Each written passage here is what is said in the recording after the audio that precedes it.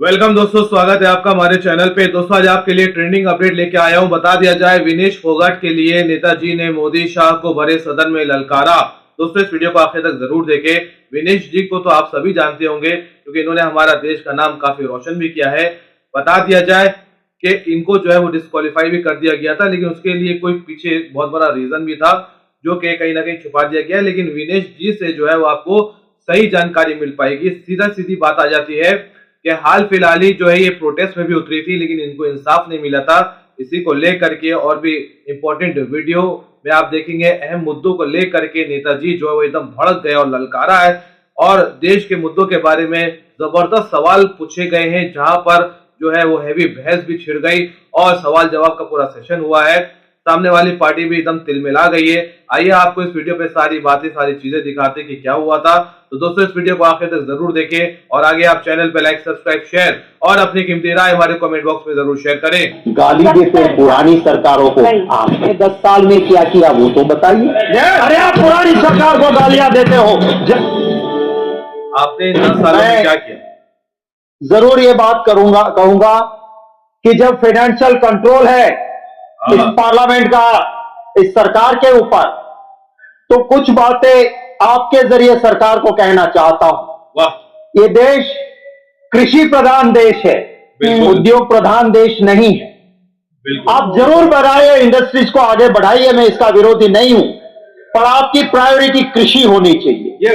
आप जीएसटी उन किसानों के, उस ट्रैक्टर पे, उन बीज पे, उन दवाई पे, उन साधनों पे लगाते हो, और दूसरी ओर आप प्लेटिनम पे कस्टम कम करते हो। प्लेटिनम पहनने वाले कितने लोग हैं? आप प्लास्टिक पे कस्टम बढ़ाते हो। अरे प्लास्टिक हर घर में हर हिंदुस्तानी यूज करता है। प्लेटिनम यूज करने वाले आपके चंद दोस्त हो सकते हैं, आम हिंदुस्तानी नहीं हो सकता है। मैं कहना चाहता हूं कि इस देश में हम रोजगार की चिंता करते हैं। मैंने सरकार को आगाह किया था कि सिंथेटिक डायमंड आ रहा है। गुजरात के उस सूरत में डायमंड पॉलिशिंग हो रही है। कितने युवाओं को रोजगार मिलता है। आप अगर चाइना के ऊपर कंट्रोल नहीं करोगे, आप सिंथेटिक डायमंड के ऊपर कंट्रोल नहीं रखोगे, वो बेरोजगार होगा। सूरत में डायमंड पॉलिशिंग करने वाला आज सुसाइड करने में मजबूर हो रहा है। सावन के महीने में वहां पे कारखाने बंद हो रहे हैं। सरकार की नीतियों की वजह से ये सब कुछ हो रहा है। नीतियों पे मैं चर्चा करता हूं क्योंकि मैं मेरी मर्यादा जानता हूं एप्रोप्रिएशन बिल पे बोलने की। पूरे एशिया में largest ship breaking yard Bhavnagar के अलंग में था। आज वो अलंग की हालत क्या करके रख दी है आपने? प्लॉट पड़े हैं, शिप वहां नहीं लग रहे हैं, वो आपकी नीति की वजह से है। बांग्लादेश में शिप ब्रेकिंग यार्ड चल रहा है, पाकिस्तान में चल रहा है, ताइवान में चल रहा है, और मेरे देश में गुजरात के उस अलंग में शिप ब्रेकिंग यार्ड क्यों नहीं चल रहा है? आपको थोड़ा सोचना होगा। मैं जरूर ये कहूंगा कि आप जब स्पोर्ट्स की बात करते हो, आप रमत की बात करते हो, आपकी नीति कैसी होनी चाहिए? आज पूरा देश फक्र के साथ सिर ऊंचा रखता है कि जिसको कोई नहीं हरा सकता था, उसको मेरी एक हिंदुस्तान की बेटी ने, विनेश फोगाट ने वहां पे जीत के दिया मेडल। उसकी हालत आपने क्या की थी? आपकी क्या नीति थी? वो बेटी जब न्याय मांग रही थी, पुरुष उसको घिसड़ के ले जा रहे थे। क्या ये आपकी नीतियां हैं रमत के लिए? मैं ये कहना चाहता हूं सभापति महोदय, जम्मू कश्मीर वो हमारी जान है। देश की आजादी के बाद वो जवाहरलाल नेहरू जी थे, वो सरदार वल्लभ भाई पटेल थे, जिन्होंने जम्मू कश्मीर को हमारे देश के साथ जोड़ के रखा। ये अटल बिहारी वाजपेयी जी को भी मैं याद करूंगा। वो अटल बिहारी वाजपेयी जी थे जिन्होंने कहा कि सिर्फ जम्मू कश्मीर की जमीन नहीं, वहां के लोगों का जमीर भी हमें जीतना होगा। वहां के लोगों के दिलों को जीतना होगा। आपने क्या कर दिया? उसका स्टेट मिटा दिया आपने। आप कहते हो 370 निकाल के हमने शांति कर दी। कौन सी शांति की है?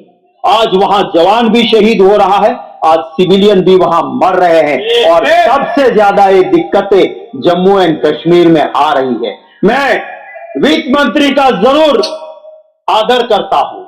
ये विदेश मंत्री जी भी यहां पर बैठे हैं, जहां तक मेरी जानकारी है, दोनों ही, जिसकी मैं बहुत इज्जत करता हूं, ऐसी जवाहरलाल नेहरू यूनिवर्सिटी जेएनयू के पास आउट है, जिसको कुछ लोग गुंडों का अड्डा कहते हैं, मैं उनका सम्मान करता हूं कि वो जेएनयू।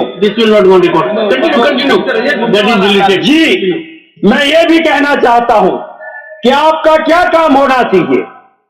ये देश जब आजाद हुआ, अंग्रेजों ने जितना जहर डालना था डाल के गए थे, भाषा के नाम पे, प्रांत के नाम पे, मजहब के नाम पे।